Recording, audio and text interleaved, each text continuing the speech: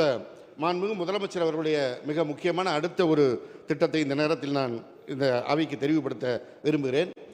இந்த பெரிய பேருந்துகள் இயக்க முடியாத சிறிய குறுகிய சாலைகளிலும் குக்கிராமங்களுக்கும் மாண்புமிகு தலைவர் முத்தமிழறிஞர் தலைவர் கலைஞர் அவர்கள் மினி பேருந்துகளை கொண்டு வந்தார்கள்.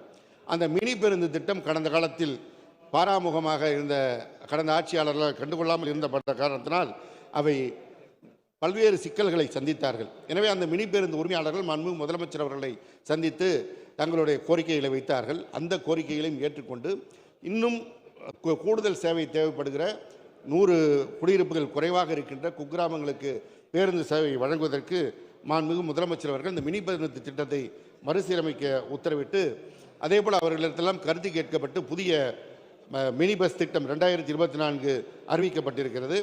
இதன் மூலமாக அதிகபட்ச வழித்தட தூரம் 25 கிலோமீட்டராக நீட்டிப்பு வழங்கப்பட்டிருக்கிறது.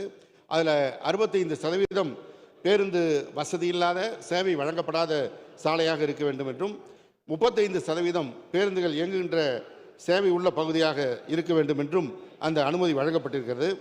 அதேபோல் அனுமதிக்கப்பட்ட வழித்தடத்தில் சேருமிடம் 1 கிலோமீட்டருக்குள்ளாக நூலகங்களோ மருத்துவமனைகளோ மாவட்ட ஆட்சித் தலைவரிடமோ வட்டாட்சியர் அலுவலகமோ உயர்நிலைப் பள்ளியோ இருந்தால் அந்த தூரத்தையும் நீட்டித்து மக்கள் பயன்பாட்டிற்கு வழங்குவதற்கு மாண்புமிகு முதலமைச்சர் அவர்கள் உத்தரவிட்டார்கள்.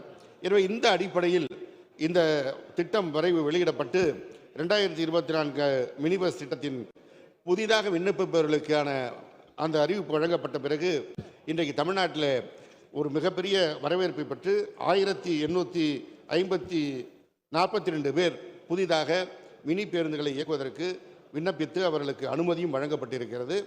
ஏற்கனவே 2053 வழித்தடங்களில் மினி பேருந்துகள் இயங்கிக் கொண்டிருக்கிறது.